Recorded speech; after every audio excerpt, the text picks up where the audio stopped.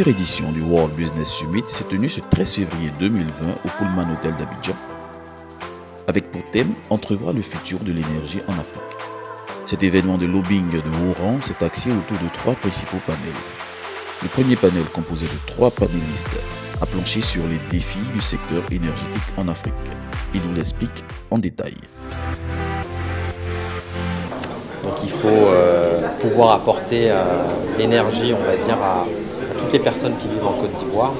Donc ça nécessite de développer d'importantes infrastructures. Donc c'est un potentiel qui est très important et donc des opportunités qui s'offrent, notamment aussi à un groupe comme EDF de pouvoir accompagner les États, donc de s'inscrire en tant que partenaire des États pour les aider à relever ce challenge.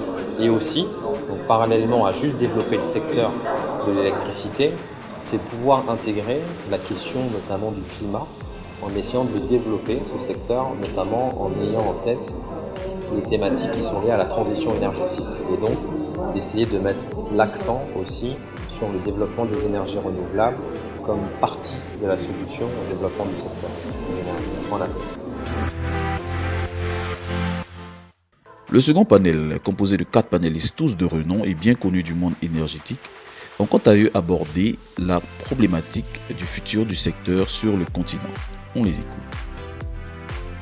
Je pense que ce forum nous a enrichis sur l'utilisation des énergies renouvelables et l'écosystème que l'État doit mettre en place pour pouvoir améliorer justement le financement des projets au niveau des énergies renouvelables. Et ce forum également vient nous éclairer sur les différents projets qui existent aujourd'hui en Afrique au niveau des énergies renouvelables, notamment en Côte d'Ivoire où on veut développer le mix énergétique et atteindre 42% à l'horizon 2030. Donc les perspectives sont bonnes aujourd'hui. L'Afrique est face à son destin. Je pense que dans les années à venir, il y aura un développement de plus en plus accru des énergies renouvelables.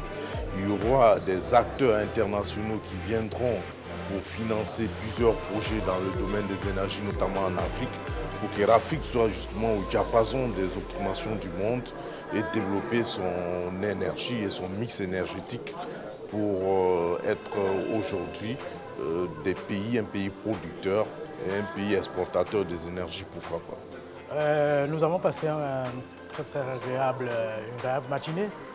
Nous avons parlé d'énergie mixte et nous avons parlé principalement du pétrole. Il faut reconnaître que la demande en pétrole va continuer à augmenter en Afrique et qu'en 2030, nous aurons une croissance de 60% en demande. Et aussi, il faut reconnaître que 8% des réserves mondiales proviennent de l'Afrique et que la totalité des pays africains produisent 10 millions de barils par jour. Avec un baril stable à $60, cela reviendrait à dire que l'Afrique vend pour 600 millions de dollars par jour. Et troisièmement, il faut reconnaître que dans les 15 dernières années, un tiers des découvertes mondiales ont été faites en Afrique. C'est pour ça que beaucoup d'Occidentaux parlent de continent d'avenir. Au-delà du pétrole, nous avons parlé de l'énergie mixte. C'est une chance pour l'Afrique de mettre en place une énergie résiliente face aux changements climatiques qui viendront. Nous avons une abondance en termes d'énergie solaire. L'étude faite par la société McKinsey a montré que si l'Afrique rentabilisait son potentiel en énergie solaire, cela reviendrait à un surplus de 10 TWh en plus sur ce que nous avons déjà. Nous avons vu que nous avons de l'énergie éolienne, nous avons de l'énergie fossile qui est composée de pétrole, du gaz et du charbon. Nous avons de l'hydroélectricité principalement en Afrique de l'Ouest et en Afrique centrale. Fort de cela, il a été remarqué dans le panel que 600 millions d'habitants en Afrique subsaharienne continuent de vivre sans accès à l'électricité, ce qui est un problème et nous encourageons nos politiques à mettre en place des intégrations régionales d'électricité parce qu'en Afrique, on a certains pays qui produisent de l'électricité. Il y a d'autres pays qui peinent même à trouver des infrastructures et des cadres structurels pour mettre en place cette énergie. Donc, certains pays le produisent et ils partagent à leurs voisins et d'autres n'en ont pas. Le troisième et dernier panel animé par des professionnels de la finance du secteur énergétique On compte à eux passer au crible les voies et moyens pour ce secteur de dynamiser les investissements en son sein au vu d'un développement plus accru.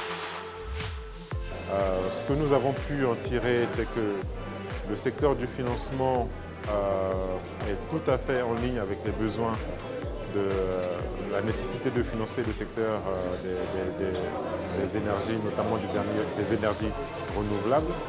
Il y a évidemment beaucoup de défis, mais les acteurs du financement ont compris l'intérêt de ce secteur. Et donc il est tout à fait intéressant de voir que le secteur des énergies, notamment hydrauliques et des énergies solaires, constitue l'un des piliers sur lesquels les banquiers et les financiers, les fonds d'investissement, les fonds de private equity sont les plus concentrés en ce moment. C'était un plaisir d'être à ce World Business Summit et je souhaite plein succès à l'événement et certainement qu'à une prochaine édition, nous ferons l'effort d'être également présents.